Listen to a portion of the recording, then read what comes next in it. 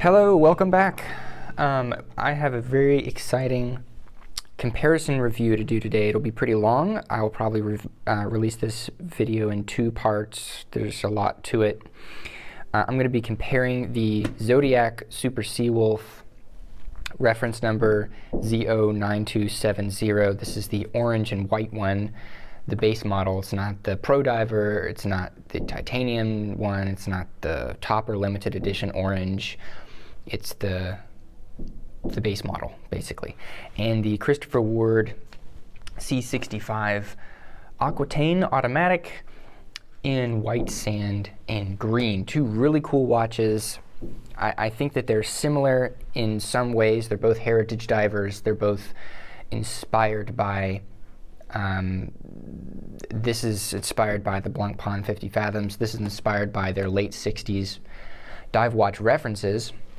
And ultimately, they're going back to some of the first dive watches that were ever produced around the, the Zodiac, technically, not this reference, but their core range is directly basically a reissue of their 1953 diver, which came out before the Rolex Explorer, so that's kind of cool. And we'll talk about the history of Zodiac, how much that matters to you, kind of like, what is it, Jason and the Argonauts, the myth about the boat being continually replaced by new parts until you had to ask the question, well, if you have a boat that's been continually replaced with new parts, so that 100% of the parts have been changed, is it the same boat or is it a different boat?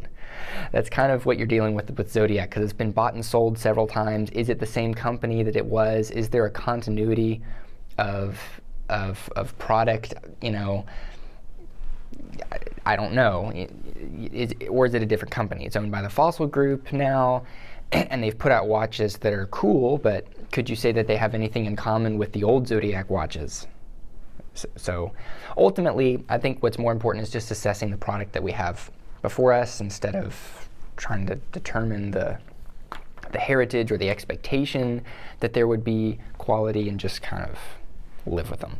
So the first thing we're going to do in this first section, I'm going to unbox both of these. I've owned them both for several months, and I've been wearing them and testing them and trying to find opportunities for them to break or malfunction so that I could establish a little bit of reliability metric. We'll look at the price. Depending on how you spec them, the prices are different. This one you have to pay import duties. I'll let you know what those import duties were on this watch. And then we'll talk about the product line as a whole, the different colors that they're offering, the different models, a little bit of brand history on both sides. And then in the next section, we'll look at the specs, the dimensions, the design. I'll just get into sort of my personal opinion on the things that I like and don't like with both of them.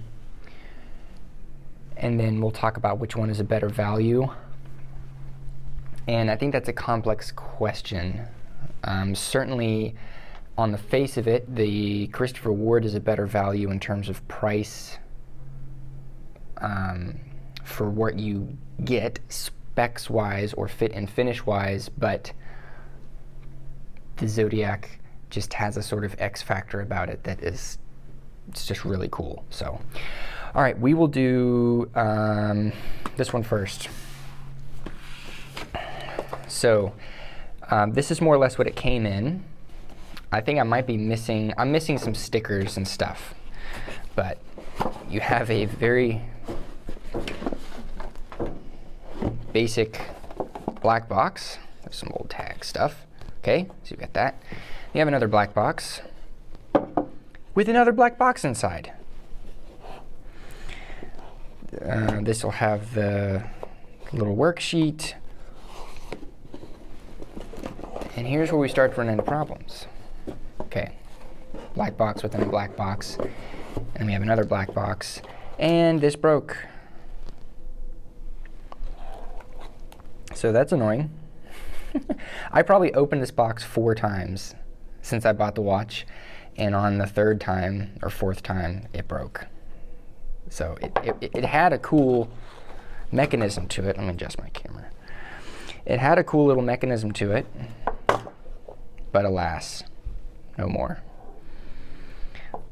So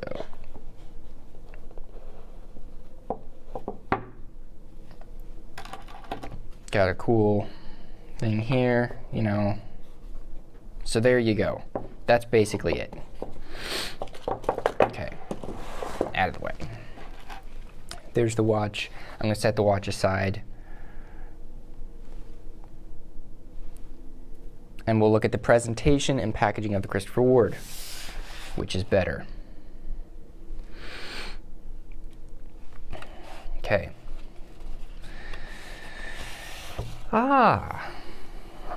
So if you guys have bought a Christopher Ward recently, this is their newish, I mean, they've been using it for a few years, box. You have bamboo, you have whatever this is made of. Magnets hold it together, kind of cool. So you open that. This is where you'll find your booklet. Warranty card is at home, but it's in here. Owner's handbook and different random papers and stuff. And there you go. Very cool.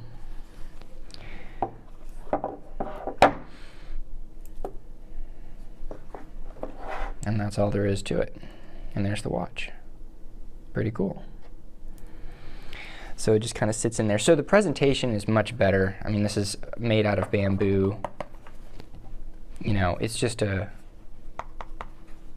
cool box. I probably would have rather had a box like that that didn't break. Maybe also made out of bamboo or something, because it's easier to display the watch. This is, you know, really big. Ultimately, the box goes on a shelf in my closet, but that is an important thing, especially if you're thinking about giving this watch as a gift. All right, the next thing to talk about is price. And I'm going to mention this because it's a little bit tricky. There's some discount codes you can use with the Christopher Ward. The Zodiac you don't have to pay import taxes on. So let's go through that real quick. Okay, so the Zodiac is $1,195. This SKU came out in 2018 and was originally priced, like the other core range models, at $1,095. So at some point, I don't know when, at some point this watch got a $100 price increase.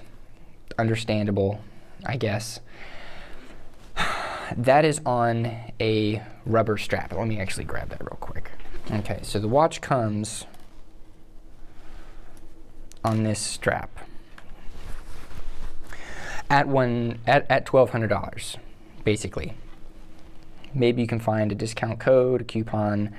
Really nice strap, Tropic strap, very flexible, very dense. It's not cheap at all. It's a very nice strap, very comfortable. Nice fat spring bars there. No quick release, which seems like a duh moment, an oversight, but whatever. The bracelet, great bracelet. We'll talk about it later. Has some issues. Is $295. Ouch.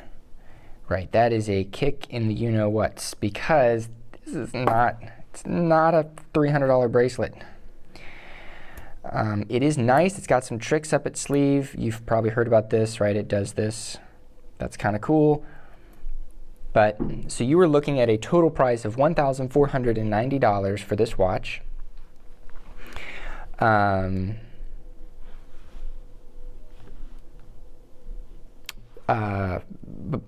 Excluding taxes. The Christopher Ward, the base model on a leather or a tropic, not a tropic, on Their hybrid rubber strap or leather, it's going to be around $1,090. So the cheapest way to get into this watch is to get it with a strap, right? No bracelet, okay? If you buy it that way, then you're going to be paying $1,090. There is a $125 discount code you can use on any Christopher Ward watch. They do them all the time, so I'll leave that in the description.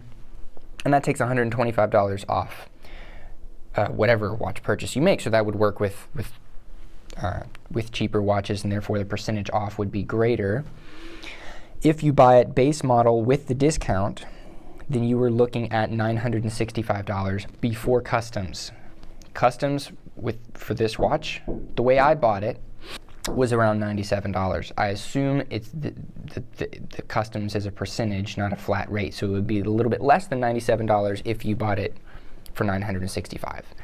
So around $1,050 with the strap and the discount, and then adding import duties. This is all before tax. Okay. The bracelet, if you swap it, so if you get rid of the strap and you buy it with the bracelet is $160 difference, and you will be at $1,125 once you add the discount. Okay, so it's definitely cheaper than this watch. This watch with the bracelet is about the same amount of money as this watch with the Tropic strap. So this watch is significantly more expensive than their Trident range. So for instance, the C60 Trident 300, which is a new release from them, fantastic watch, because it basically is like the 600 series, but it's thinner, better, cheaper. And that one is $850 on a strap, I think $1,000 on a bracelet. I won't say much about the used market here. You can look this up for yourself. Neither of these watches hold their value particularly well. You can find both of these used on eBay for under $1,000. If you are willing to go on like the Watch You Seek forums or Watch Exchange on Reddit, then you can find them probably, I know this one's been seen on a strap for the 7s. So if you really want to wait and try to snag the best deal possible, you can get this for around $700, $800. Maybe not on the bracelet, I don't know. And the Christopher Ward, a positive sign for holding its value. Christopher Ward watches typically don't hold their value very well. I don't know exactly why that is. Maybe just because they still have the funk of a micro brand on them, and so prices are going to drop. Maybe it's because they sell a lot of watches. I don't know. But there are not a whole lot of these on sale. This is a new watch. These were released, I think, in November, announced in June, released in November. No. I think they were released in June. And I have only seen 2 examples on eBay for sale. And I have an alert set, a search alert. So anytime one goes on sale, I'll see it. There was a broken GMT. The GMT had a crack on this is a sapphire bezel insert, and that kind of alarmed me. I imagine that the benefit of using K1 mineral crystal like you do here is that it is less crack resistant. But less scratch resistant. This one, sapphire, doesn't scratch as easily, but maybe it's more prone to crack. I think typically the harder something is, it's less likely to get scratched, but it might be more likely to actually break, actually crack. This is a debate in like sunglasses, higher end sunglasses. Do you use a really nice polycarbonate plastic, basically, because it won't shatter and hurt your eyes? If you're a runner or something and you're running along, you run into something, you fall down, you trip or something, you don't want your glasses to shatter and hurt your eyes, so you might use polycarbonate. Polycarbonate is going to scratch really easily, so you might use glass. Benefit of glass, it won't scratch. Downside of glass is that if you drop them, they might shatter, whereas polycarbonate won't do that. And that might have something to do with why they used K1 mineral crystal. I have a feeling they used K1 mineral crystal on the bezel simply to save money. Even though I have a watch coming in the mail, an Islander watch that has a sapphire bezel insert, and that watch was not expensive at all. It was like $400. So I don't think that this can be an excuse for Zodiac. Alrighty, so I'm going to talk about the specs of both watches, the dimensions, the movement, and we do need to talk about the movement because, I mean, this one is pretty uncontroversial. This one has some controversy surrounding it, and actually I'm going to do some independent investigative journalism, or whatever, because I don't know what movement is in this watch, and Zodiac doesn't know either. And the guy I bought it from, I think, is wrong. He says it's an STP 1-11. I think it's an STP 313. Depending on what jeweler you ask, depending on what blog you ask, it's either an STP 111 or 313. So I'll get to that in a minute. I'm going to have to pop the back open. I just bought the tool to do it on Amazon, and it'll be here like in a week or something because Christmas delays. All right, so let's start with the Christopher Ward. Interesting set of dimensions. Okay, you've got a 41, I think, 0.2 millimeter diameter. No overhang, the bezel. Okay, everything is flush.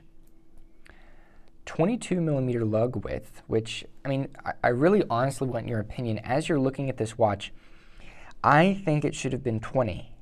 And maybe I'll get into that with pros and cons. I think it should have been 20, but I mean, so 22 millimeter lug width, the bracelet tapers down from 22 all the way down to 16.5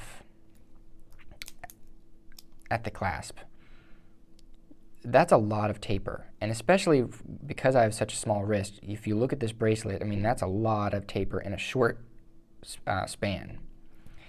But you have 12.5 millimeters tall. The design of the watch really helps make that look thinner than it is, and you do have a boxed sapphire crystal. 46.8 millimeters lug to lug, but you do have male end links here. The male end links measure out to 51.2 millimeters. Okay, so that's significant. Now, if you can see on my 6.4 inch wrist how it wears, I think it still wears well. If you watch the State of Collection video, you saw me put it on as well. And I think that I can barely get away with that. But if my wrist were much smaller, then there would start to be some overhang from these male end links. If you put it on a strap, then you don't quite have the same problem. You have 46.8, which is pretty short. And the lugs do taper down, so that helps as well. All right. The Zodiac is a 40 millimeter watch. It's more traditional in its specs. You know, this, let me put it down. The Christopher Ward is squat. You know, it's sort of squat and pebbly and round. This one is more traditional sort of proportions. So you have a 39 millimeter case with 1 millimeter of overhang. See how the bezel overhangs? So the bezel is 40, but the case is 39. The lugs are like 48.7. They're basically 49, 20 millimeters apart. Bracelet goes from 20 down to 16. So, and it is 13.6 millimeters thick. So it's fairly thick, but it doesn't really bother me all that much.